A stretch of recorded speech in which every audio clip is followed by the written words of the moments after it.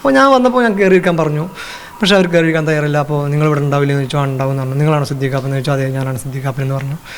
അപ്പോൾ അവർ പറയുന്നത് എന്താ വെച്ചാൽ 12 മണിക്ക് ശേഷം. ഞാൻ ചോദിച്ചു എന്താണ് 12 മണിക്ക് ശേഷമാണ് വരിക എന്ന് പറഞ്ഞു. അപ്പോൾ ഞാൻ ചോദിച്ചു വല്ല EDയോ NIAയോ അല്ലെങ്കിൽ വല്ല റെയ്ഡോ അങ്ങനെയാണെങ്കിൽ നിങ്ങൾ അറസ്റ്റ് വാറണ്ടോ റെയ്ഡിൻ്റെ എന്തെങ്കിലും വാറണ്ടുകൾ എന്തെങ്കിലും ഉണ്ടോ എന്ന് ചോദിച്ചപ്പോൾ ഇല്ല, ഒന്നുമില്ല. അപ്പോൾ ഇത് ജസ്റ്റ് ഒരു എന്താ പറയുക ഒരു സാധാരണ ചെക്കിങ്, അവർ ഉപയോഗിച്ച വാക്കാണ് ചെക്കിങ് എന്നാണ് പറഞ്ഞത്. അപ്പോൾ എനിക്ക് എന്തിനാണ് അന്നേരത്തെ ചെക്കിങ് ഈ സമയത്താവാമല്ലോ, അല്ലെങ്കിൽ ഞാനിവിടെ ഉണ്ടോ അല്ലെങ്കിൽ ഇതിൻ്റെ ഭാഗമായിട്ട് ഞാൻ നാടൊന്നും വിട്ടു പോയിട്ടില്ല എന്നുള്ള അറിയാനാണെങ്കിൽ ഞാനിവിടെ നിലവിലുണ്ട്. 12 മണിൻ്റെ ശേഷം ഞാൻ വീട്ടിലുണ്ടോ എന്ന് അറിയാൻ വരേണ്ട ഒരു ആവശ്യമൊന്നുമില്ലല്ലോ എന്ന് പറഞ്ഞു. അപ്പോൾ അതായിരുന്നു അവരുടെ ഒരു എന്താണ് അവർ ഉദ്ദേശിക്കുന്നതെന്ന് അറിയില്ല.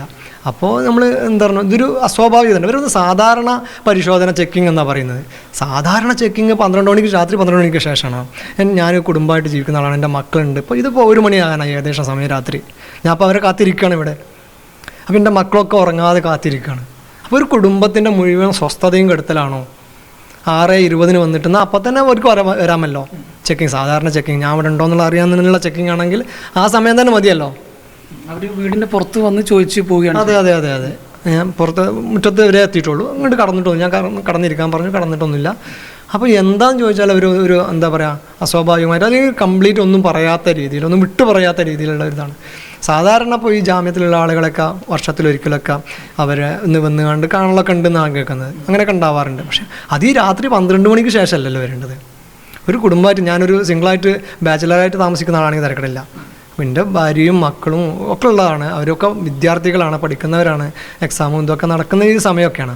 അപ്പോൾ ഈ സമയത്ത് ഇവർ ഇവിടെ വീട്ടിൽ വന്നിട്ട് 12 മണിക്ക് ശേഷം വരുന്നു എന്ന് പറയാൻ വേണ്ടിയിട്ട് 6 മണിക്ക് 2 ദൂതന്മാരെ അയക്കുന്നു. ഒരാൾ മലപ്പുറത്തു നിന്നുള്ള ആളാണെന്ന് പറയുന്നു, ഒരാൾ വേങ്ങരയുള്ള ആളാണെന്ന് പറയുന്നു.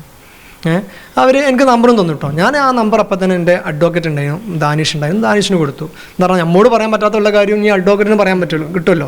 അത് വെച്ചാൽ അഡ്വക്കേറ്റ് വിളിച്ചു പറഞ്ഞ് ഒരു സാധാരണ ചെക്കിംഗ് ആണെന്നാണ് പറയുന്നത്. ഈ സാധാരണ ചെക്കിംഗ് എങ്ങനെയാണ് 12 മണിക്ക് രാത്രി 12 മണിക്ക് ശേഷം?